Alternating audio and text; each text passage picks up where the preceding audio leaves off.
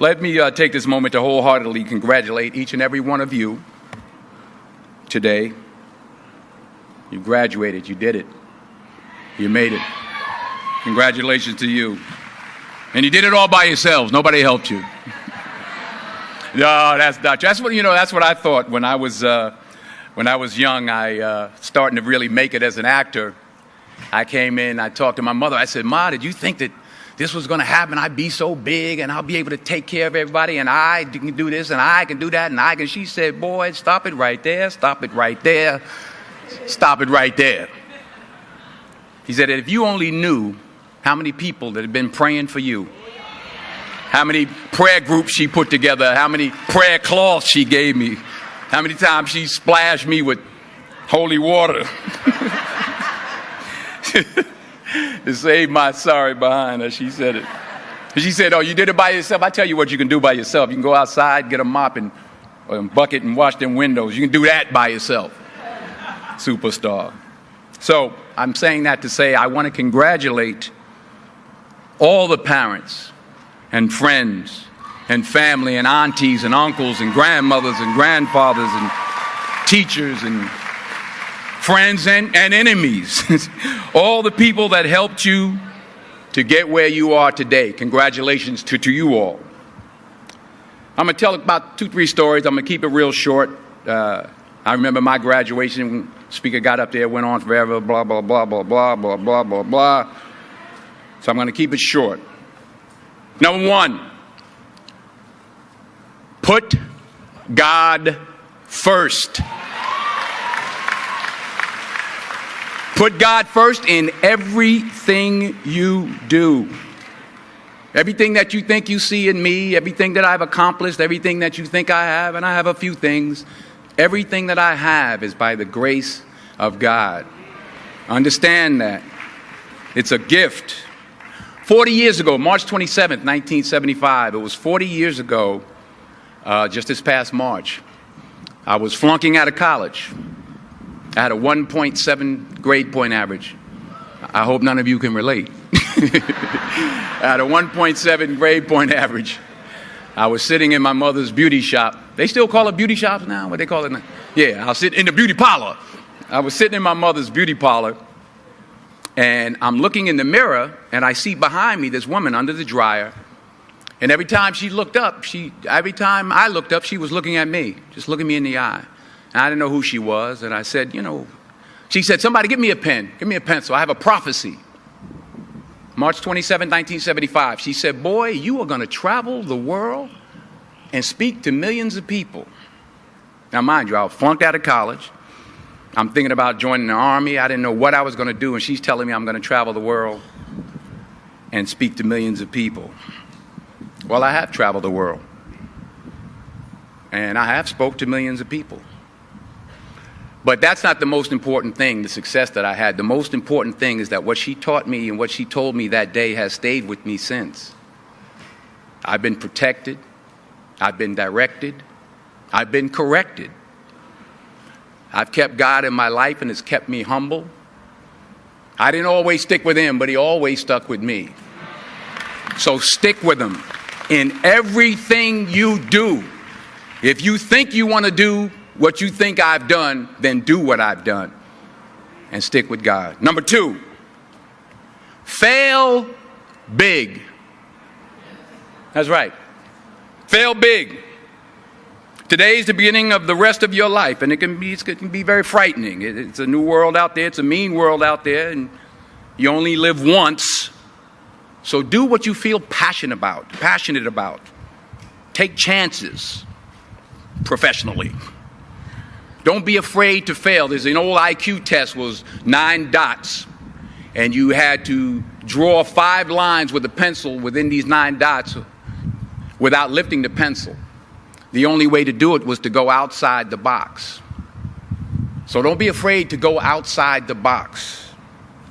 Don't be afraid to think outside the box. Don't be afraid to fail big, to dream big. But remember, dreams without goals are just dreams, and they ultimately fuel disappointment.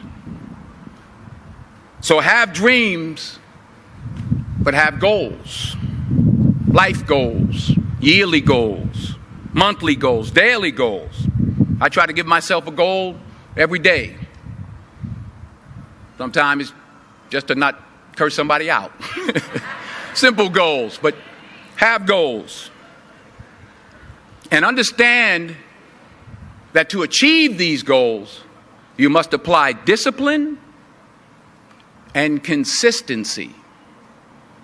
In order to achieve your goals, you must apply discipline, which you have already done, and consistency every day, not just on Tuesday and miss a few days. You have to work at it every day. You have to plan every day. You've heard the saying, we don't plan to fail, we fail to plan. Hard work works. Working really hard is what successful people do. And in this text, tweet, twerk world that you've grown up in, remember, just because you're doing a lot more doesn't mean you're getting a lot more done. Remember that. Just because you're doing a lot more doesn't mean you're getting a lot more done.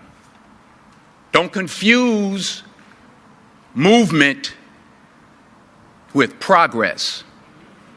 My mother told me, she said, yeah, because you can run in place all the time and never get anywhere. So continue to strive, continue to have goals, continue to progress. Number 3, you'll never see a U-Haul behind a hearse. I'll say it again.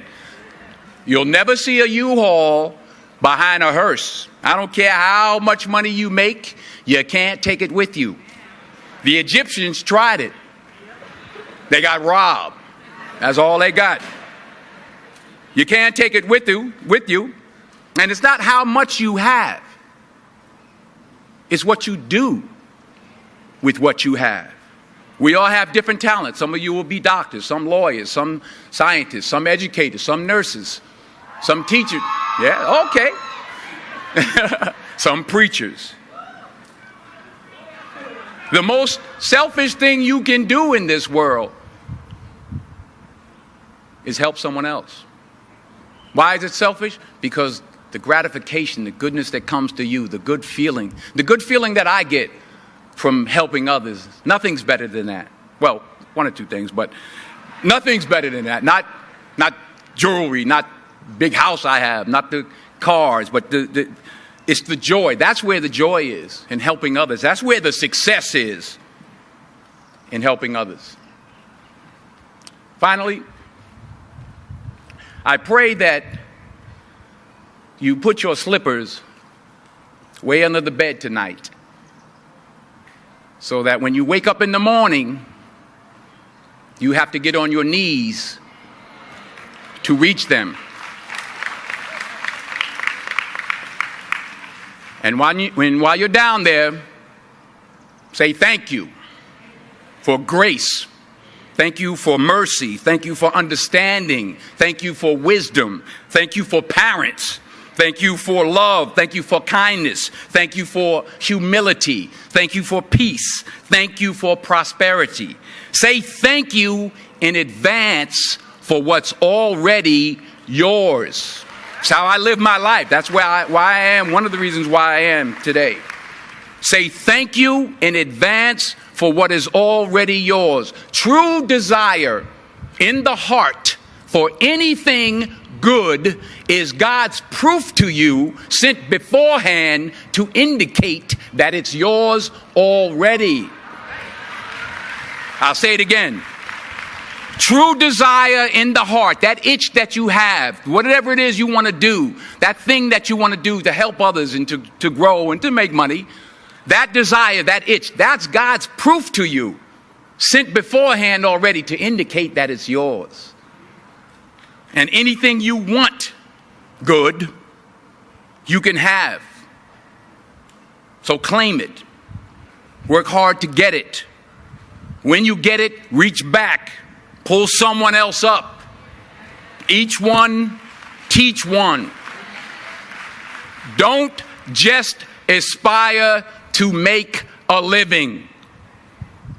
Aspire to make a difference.